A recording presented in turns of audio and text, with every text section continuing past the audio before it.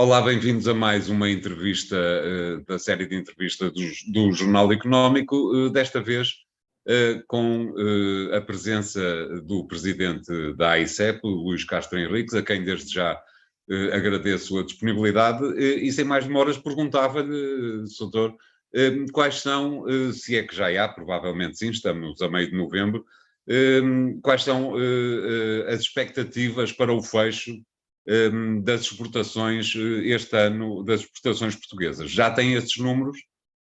Temos, neste momento, de facto, como diz e bem, já estamos a chegar ao final do ano, portanto temos já de começar a fazer algumas estimativas e também analisar as estimativas que o mercado tem e, de facto, os números das exportações são muitíssimo interessantes. Eu creio que é confortável dizer, neste preciso momento, que provavelmente iremos acabar 2022 exportando mais de 70 mil milhões de bens, mas o número redondo e talvez mais interessante é pela primeira vez ultrapassarmos os 100 mil milhões de exportações. Muito bem. Isso é de facto um marco muito relevante e eu digo isto com algum conforto porque mesmo se pegarmos nas estimativas mais prudentes, e eu percebo alguma prudência até de alguns setores da indústria, porque este último trimestre ainda pode ter algumas surpresas, mas pronto, tudo indica que está a correr muito bem, mas mesmo nas estimativas mais conservadoras ultrapassaremos, eu acredito, não diria facilmente, porque acho que deu muito trabalho às empresas. Claro. Tem aqui muito esforço e muito mérito, mas iremos ultrapassar os 100 mil milhões. Portanto, de facto, são números muito interessantes, demonstram aquilo que a agência tem dito nestes últimos anos, portanto, há uma alteração de paradigma económico no país. Certo. A proporção das exportações no PIB é crescente. Tivemos, obviamente, todos o solavanco do ano do Covid, o 2020, todos apanharam com isso, mas claro. A verdade é que as exportadoras portuguesas, de facto, descolaram em 2021, em 2022 continuam, e o que é que isto nos está a dizer? Quer dizer, não é só para celebrarmos os 100 mil milhões, claro. No fundo, o que estamos a ver é que sempre que há um choque transversal, o Covid é um bom exemplo, os preços da energia são outro bom exemplo, os custos, os aumentos das matérias-primas, mas que afetam todas as empresas europeias, a verdade é que as empresas portuguesas têm resiliência e continuam a ganhar cota. E, portanto, quer dizer, num quadro em que, peço desculpa por interromper, num quadro em que os fatores de concorrência não se alteram, porque são os mesmos para todos, não é? As exportações portuguesas conseguem demonstrar um grau de intensidade assinalável. E muita competitividade. E, portanto, eu acho que isso é uma enorme vitória do nosso tecido exportador. Portanto, parabéns. Sobretudo se nós formos até ter um bocadinho esta perspectiva histórica de olhar há 10, 12 anos. Quer dizer, isto foi algo que começou nessa altura, este trabalho aturado, e agora os resultados estão à vista e, portanto, acho que estão de parabéns. Como é óbvio, estes fatores afetam muito a atividade e os próprios resultados das empresas. Mas eu não tenho a mínima dúvida que aqui o caminho é sempre continuar e manter competitividade. E isso, de facto, as empresas portuguesas estão a conseguir, as exportadoras portuguesas estão a conseguir isso. Doutor, estes 100 mil milhões comparam com o que relativamente ao ano anterior e que percentagem do PIB é que já conseguem agregar? Ora bem, no ano passado nós exportámos quase 90 mil milhões, não é? Portanto, aqui o que eu estou a assumir de forma conservadora é que iremos subir as exportações globais pelo menos 15%. Há estimativas que dizem que poderá ser mais 30%, portanto ainda poderemos ir mais longe que isto. Mas vamos assumir um cenário, eu não digo prudente, mas que eu acho que é razoável. E, portanto, só com isso já ultrapassamos os 100 mil milhões. Aqui o dado que é importante em termos de PIB é ver que no primeiro semestre nós atingimos uma proporção das exportações no PIB de cerca de 49%. Portanto, estamos a chegar muito perto dos 50%. Certo. Se vamos terminar o ano assim ou não, isso ainda não sabemos.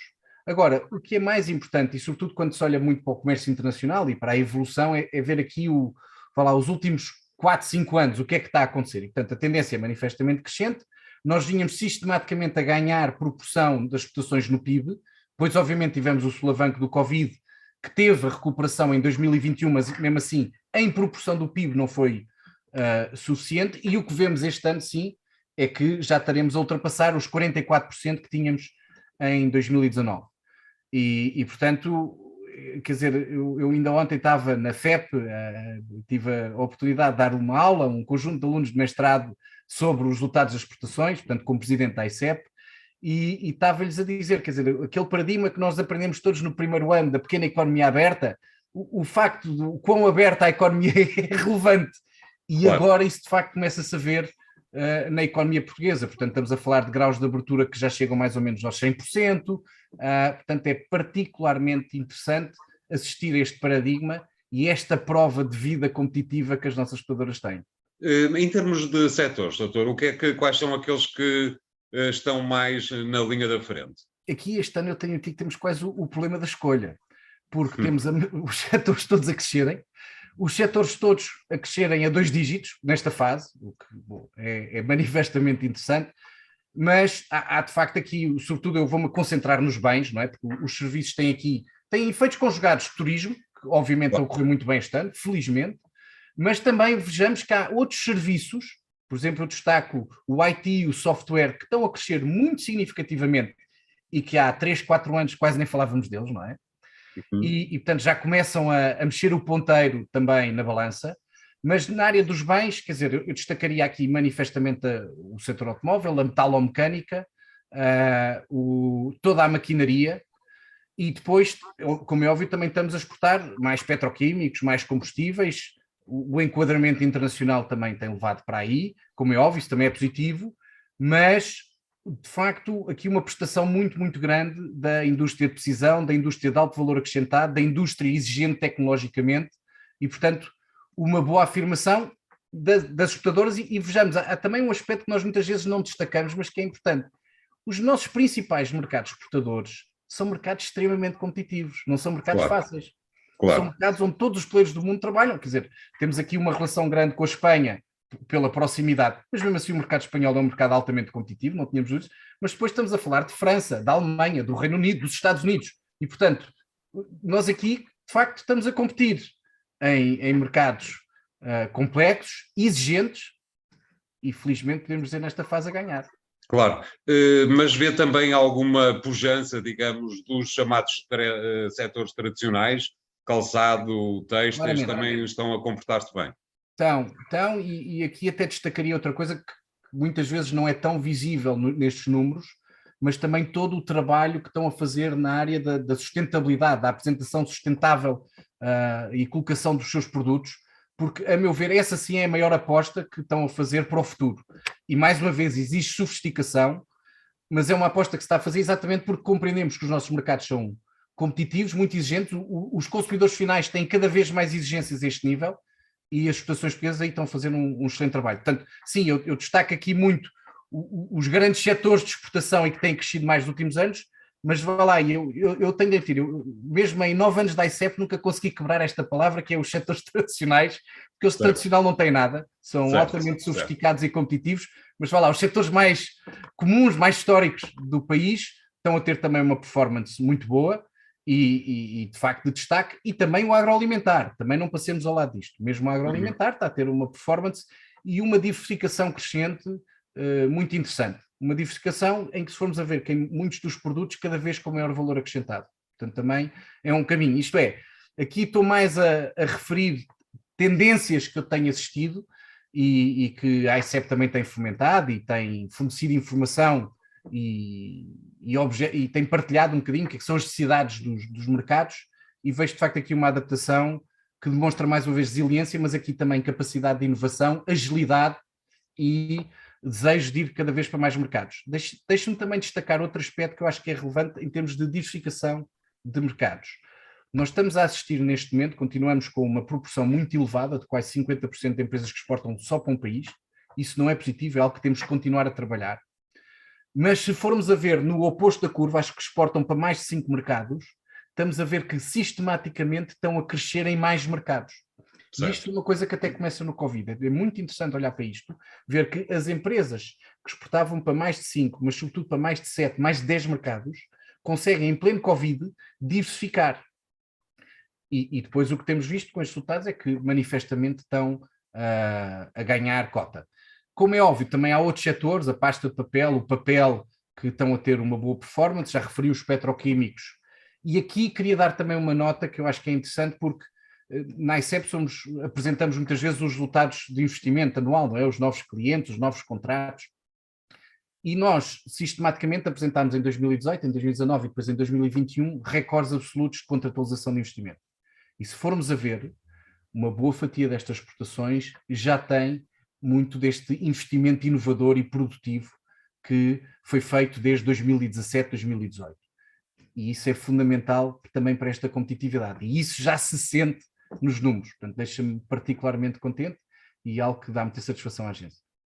Doutor, perdão, já falou um pouco dos mercados, de novos mercados para as exportações portuguesas, mas há alguma alteração no topo do ranking dos principais mercados? Perguntava-lhe isto porque a ideia que temos é que algumas dificuldades na área dos transportes, que exatamente foram induzidas pela Covid, terão alterado a geografia das exportações. Consegue ver essa alteração nos números, doutor? Mais ou menos, isto é, o nosso top 5 mantém-se. Certo. Aqui o que vemos, de facto, é uma proporção, mas que ainda não é totalmente estrutural, crescente na Europa, não é? Mas um excelente comportamento também. O Reino Unido hoje em dia está fora da Europa e já conta fora dessa cota, não é? Exato. Mas também nos Estados Unidos. Eu aqui o que destacaria mais é o seguinte: nós, no último plano estratégico, portanto, que está agora a terminar, nós destacámos 3 prioridades. Uma clara prioridade na Europa, e está-se a ver, correu bem, e está a correr bem, felizmente. Uma segunda prioridade nos mercados onde temos acordos de comércio livre, e aqui incluíamos o Canadá e Estados Unidos. Os Estados Unidos não temos acordo de comércio livre, mas quer dizer, o bloco da América do Norte, portanto, a América do Norte, México, Coreia e Japão, e se formos a ver, as coisas têm corrido muito bem para qualquer um destes mercados, sobretudo Japão e Estados Unidos. Os números são muito interessantes. E depois a terceira dimensão era a relação com o CPLP. Porquê? Porque essa é uma aposta de muito longo prazo das nossas empresas e, portanto, achamos que não podemos olhar só para o ciclo. Temos de olhar a vários ciclos. E isso manteve-se.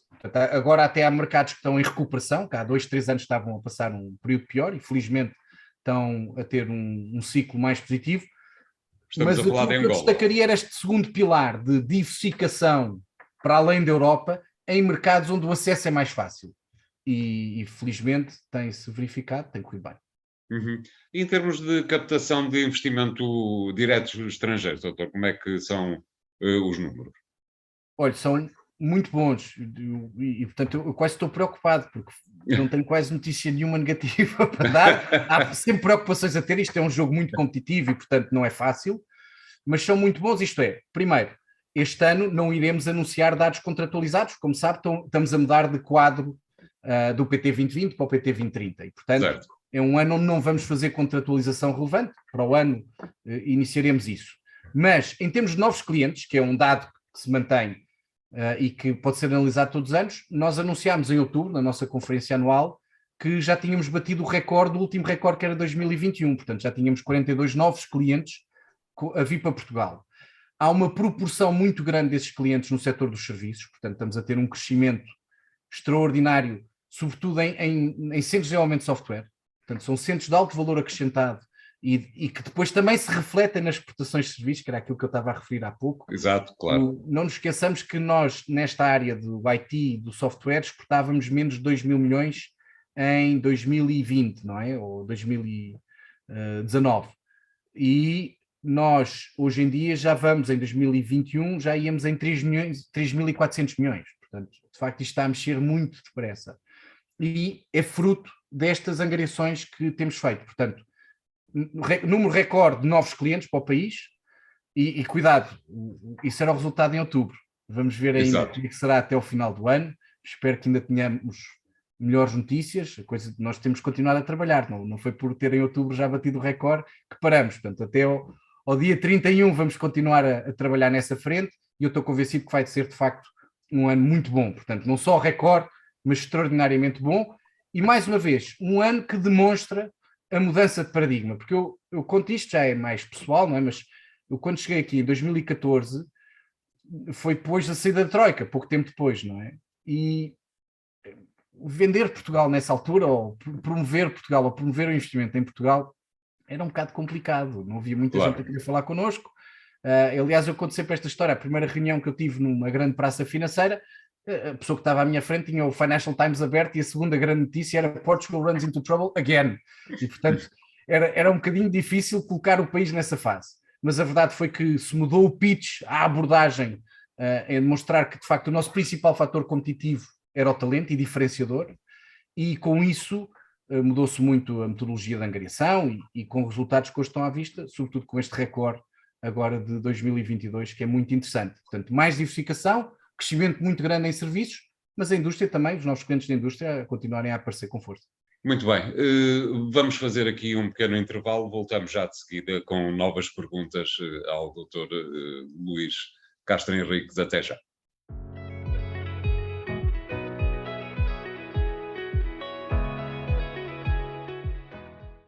Voltamos à conversa com o Dr. Luís Castro Henriques, desta vez para lhe perguntar, doutor, se, apesar, havendo estes números muito bons de que já falou em 2022, se vê algumas nuvens negras, como muitos analistas dizem que já existem no horizonte, relativamente a 2023. Acha que as exportações nacionais em 2023 poderão estar numa fase mais difícil, numa altura em que as metástases, digamos, da inflação, do aumento dos custos da energia, principalmente, vão ser, de facto, mais impactantes do que neste último trimestre de 2022? Primeiro, eu gostava de voltar àquele conceito em que, quando o efeito é transversal, até agora o que temos visto é que as empresas portuguesas continuam a ganhar cota e a crescer. Certo. Dito isto, nem tudo são rosas, como é óbvio. Primeiro, claro, o aumento muito grande, eu diria quase exponencial, dos custos da energia está a afetar diretamente as margens, sobretudo da indústria, e portanto isso é uma preocupação. Porquê? Porque afeta também a resiliência, e se formos a ver a resiliência financeira, quando conjugada com o aumento da inflação e com o aumento também dos custos financeiros, claro, sim, preocupa. Embora as exportadoras portuguesas tenham de facto uma saúde, uma estabilidade financeira maior do que a média das empresas nacionais, a verdade é que a certa altura podem sentir-se mais exauridas ou com desafios maiores. Claro. E, portanto, este é um equilíbrio que não é fácil em termos de margem. E, portanto, se me perguntar assim, ok, 2023 tem a mesma perspectiva de crescimento, eu diria, bom, mantendo tudo constante, sim, mas prudência e cuidado, porque, de facto, há aqui desafios que, ao demorarem, ao permanecerem mais tempo, nomeadamente se os custos de energia se mantiverem estes níveis, cada vez mais tempo, se os custos financeiros subirem, aqui nem é tanto subirem muito, é subirem muito depressa. Certo. É isso que me está a preocupar e que, como é óbvio, afeta o balanço de muitas das nossas exportadoras. Isso pode levar a que tenhamos de reequacionar o que é que queremos exportar, porque se tiver um impacto, obviamente, negativo em margem, a certa altura temos de ser mais contidos. É óbvio que o ganhar cota de mercado é importante porque nos assegura depois permanência, tipicamente conseguimos manter isso, mas é fundamental mantermos acima da tona d'água. E, portanto, sim, eu diria que a grande preocupação que temos neste momento é a manutenção destes custos altos, transversais, portanto, os custos financeiros, os custos de energia, os custos de algumas matérias-primas, que se mantiverem muito tempo, portanto, eu diria, se mantiverem ao longo de todo o 2023, podem tornar-se uma preocupação maior do que já são hoje em dia, porque não tinha dúvida, eu lido todos os dias com a indústria e também com os serviços, mas ouço muita indústria e, como é óbvio, há muita indústria muito preocupada porque tem de fazer até contas de previsão da operação a horizontes de tempo muito mais pequenos do que fazia antes, não é? Claro, claro. Tem menos previsibilidade, tem de perceber, muitos deles hoje em dia têm dificuldade em manter custos de energia fixos a muito longo prazo e, portanto, tudo isso faz com que todos os mecanismos de planeamento tenham de ser revistos. Claro. Se demorar muito tempo, pode-se tornar um problema mais endémico e aí sim preocupante. Portanto, sim, cautela, prudência, continuar a tentar trabalhar na competitividade e manter-nos sempre em margens positivas. Como é óbvio, mais moderadas do que eram antigamente, porque a estrutura de custos subiu bastante. Claro. Doutor, era capaz de dizer, como dizem vários analistas, não que a história acabou, é sempre um bocado temerário dizer que a história acaba, mas a globalização, de alguma forma, já não é o que chegou a ser, pois é? Eu tenho de admitir que não vejo bem a coisa assim. Não? Muito bem. Mas, quer dizer, não querendo ser aqui voz muito dissonante, mas vamos ver, a agência tem 53 delegações abertas pelo mundo, portanto também recebemos muita informação e temos uma noção concreta do que é que está a acontecer nos mercados do nosso. Pois claro. E eu diria que o que nós estamos a assistir é algo que já vinha até antes do Covid. Isto é, já havia muitas empresas, isto começa até nos serviços, em 2016, 17, de reversão do offshoring puro e duro. Portanto, certo. Nos Estados Unidos isto até começou 8 anos antes, e de ter algum nearshoring, por uma questão de qualidade de serviço em alguns casos, por uma questão de segurança de serviço noutros casos, e depois rapidamente, ainda um ano antes do Covid, a indústria a começar a fazer o mesmo caminho, a dizer não, eu consegui ganhar muita eficiência com a globalização, mas tenho muitos riscos na capacidade de entrega. Isto é, se houver aqui alguma disrupção, e nessa altura nem sequer se falava ainda de pandemia, exatamente, eu de facto posso ficar com a minha cadeia de valor empancada, chamemos assim. Pois. E portanto começamos a ver algumas empresas, sobretudo grandes multinacionais europeias, a reequacionarem a sua cadeia de valor, a dizerem, ok, eu tenho de ter alguma redundância por região, e aqui, como é óbvio, a minha macro-região, muitas delas é na Europa, ou nos Estados Unidos, e portanto eu vou recalibrar a minha capacidade produtiva. Chega ao Covid e de repente isto torna-se óbvio. Portanto, aquilo que eu estava a ver em alguns precursores, alguns bons planeadores, de repente toda a gente passou a dizer isso. E, portanto, o que nós vemos hoje em dia é de facto alguma concentração regional, em macro-regiões, de produção e de segurança de abastecimento. Agora, não tenhamos a mínima dúvida que a globalização trouxe muita eficiência, trouxe também um portfólio de produtos mais alargado aos consumidores, e é preciso ver que os consumidores também não querem abandonar esta oferta de possibilidade de compra e de possibilidade de escolha. E, portanto, dizer que estamos perante o fim da globalização, a não ser que tenhamos algo de extremamente disruptivo, e aqui estamos a falar de coisas que mudam a geopolítica no mundo, não é? Eu diria que não é bem essa a tendência. Eu acho que nós vamos continuar a ter muito comércio intra-região, e sim vai aumentar, mas também vamos manter muito comércio inter-regiões. Agora, reorganizado de outra maneira. Portanto, anunciar o fim da globalização, parece-me, pelo menos nesta fase, talvez um bocadinho precoce. Há sim uma reorganização de cadeias de valor por macro-regiões económicas. Portanto, vai lá, há claramente aqui uma macro-região europeia, que eu diria que é quase atlântica, macro-região Estados Unidos-Europa, essa mantém-se. Há uma macro-região na Ásia, que é obviamente dominada pela China, e cada vez mais também vemos comércio sul-sul, que também é interessante ver, não é? Portanto, entre América do Sul e África. Isso é tudo globalização, aqui entre nós. Pois claro. E, portanto, eu diria, cadeias logísticas e de valor organizadas de outra maneira, o comércio internacional e interpaíses continua a crescer, mas de outra forma. Soutor, uma questão mais curta, que tem mais a ver connosco. Parece que o PRR tem sido um instrumento certo para continuar a apoiar a internacionalização das empresas portuguesas? Cuidado, isso é uma medida de governo e, portanto, aqui o que digo sempre é isso, é uma questão a colocar ao governo. O que eu posso é responder tecnicamente dos projetos que têm sido apresentados e que nós conhecemos. E aquilo que houve nas empresas com que lida todos os dias. Pois é, estes projetos têm como empresas de charneira, empresas que trabalham connosco no dia-a-dia, não é? Portanto, eu creio que há aqui uma grande oportunidade de diversificarem e até de trazerem produtos e soluções disruptivas em muitos destes projetos. E isso é interessantíssimo e é um desafio muito bom, e depois tem esta dimensão de ligação entre tecido empresarial maior com PMEs e também o nosso tecido de conhecimento das universidades e dos centros de investigação. Portanto, eu diria, essa combinação é muito positiva e potencia soluções disruptivas e competitivas. O que é manifestamente importante para a próxima década.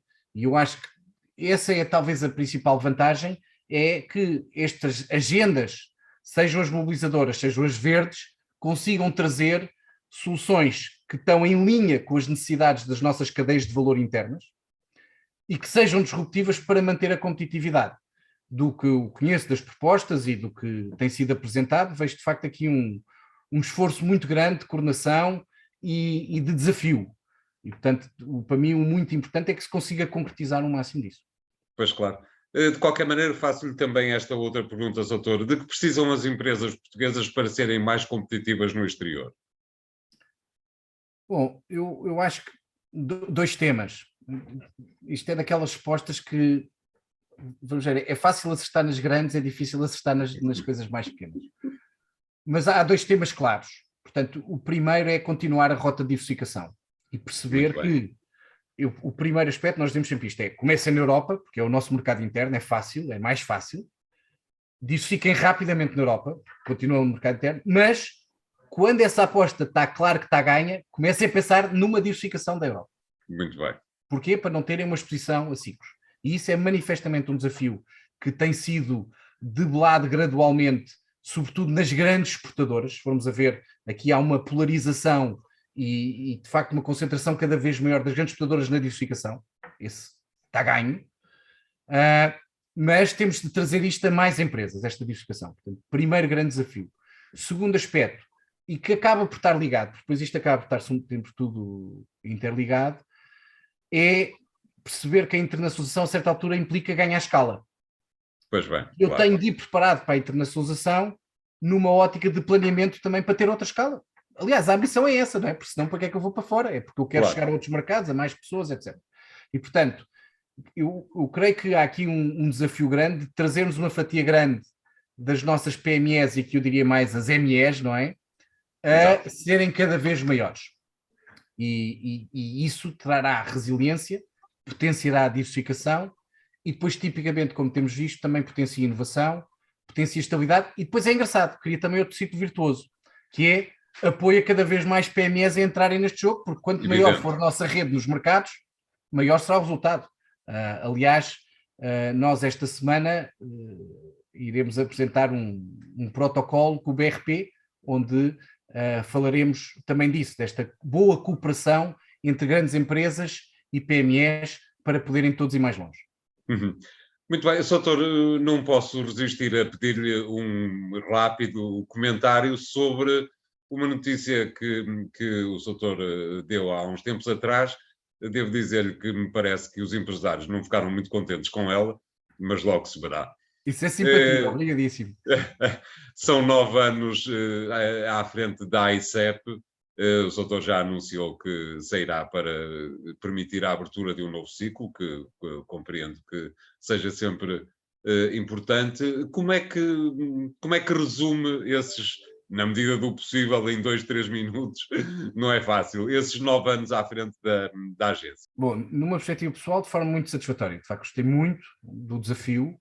O desafio, quando vim para cá, eu entrei como CFO em 2014 e tinha a pasta do investimento. Portanto, o primeiro grande desafio era como ganhar o ciclo de investimento. E eu creio, e aqui utilizando os dados objetivos, portanto, espero não estar a vender demasiada coisa, mas de facto este ciclo de investimento foi ganho para o país, foi ganho para a ICEP. Os números estão à vista.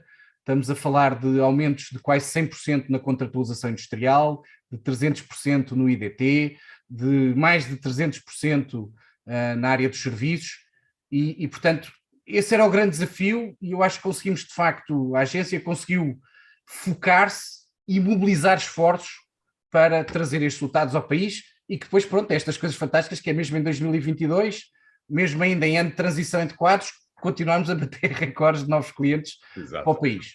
Essa é uma primeira dimensão. Uma segunda dimensão foi, eu creio que sobretudo nestes últimos 3, 4 anos, conseguimos lançar campanhas de escala grande, ou de grande escala, chamemos assim, e estamos a falar do Made in Portugal Naturally, estamos a falar de outras campanhas que iremos lançar até ao final do ano, em que, no fundo, temos aqui duas dimensões que são muito relevantes. O primeiro é a escala da ambição, portanto, escolhemos mercados target focados, mas que são mercados competitivos onde nós dizemos, nós vamos ganhar a cota de mercado.